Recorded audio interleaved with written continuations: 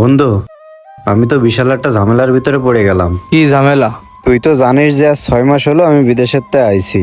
আইসে এখন মনে কর যে কিছু টাকা ধার নিয়ে ওই মাছের ব্যবসা মনে কর যে শুরু করিলাম, আর এর ভিতরে এই গাড়িটা কিনেছি।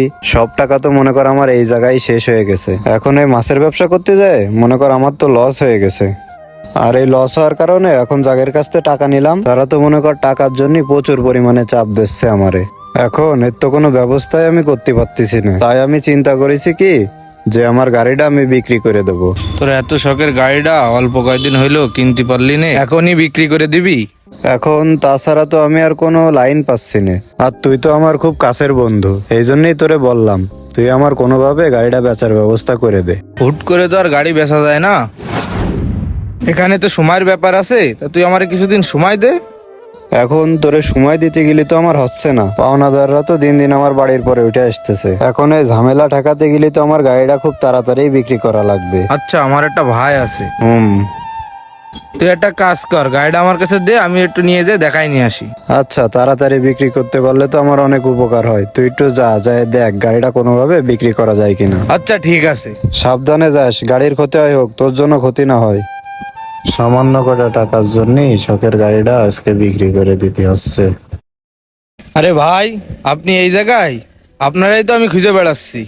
এই গাড়িটা ভাই বিক্রি করবো, দেখেন দিনই কোনো পার্টি আছে নাকি। পার্টি তো সাথেই আছে, দাঁড়া আমি গাড়িটা দেখাই দিচ্ছি। ভাই দেখেন তো গাড়িটা পছন্দ হয় নাকি? গাড়ি তো ভালোই লাগতেছে। ঠিকই আছে। কি হয়েছে ভাই, গাড়ি এত তাড়াতাড়ি বেচে দেবে?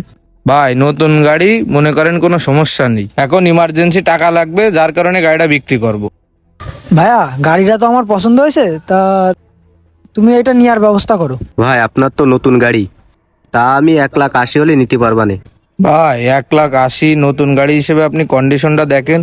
শোন নাই, ভাই যে দামটা বলে দিয়েছে যদি ওই দামে হয় তাহলে গাড়িটা নেবো। ওর থেকে 1 টাকা বেশি হয়ে গেলেও গাড়িটা নিতে পারবো না ভাই।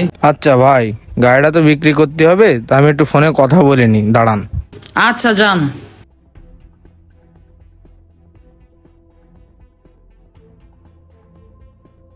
হ্যালো জয়, তোর গাড়ি তো 1,00,000 টাকাও দাম হচ্ছে না, তা তুই কি এই দামে গাড়িটা বিক্রি করবি?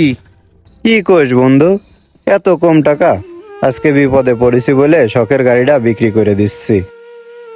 এত কম টাকায় কি করে বিক্রি করবো ক? তা আমি যে দাম তোরে বললাম, তা তুই যদি এই দামে গাড়িটা বেচতে চাস তাহলে আমি এখনই বেচে নগদ টাকা নিয়ে চলে আসবো। এখন তুই কি বলতে চাচ্ছিস? আচ্ছা দেখ তালি, এখন গাড়ি তো বিক্রি করতেই হবে। কিভাবে বিক্রি করা যায় কি করা যায় দেখ।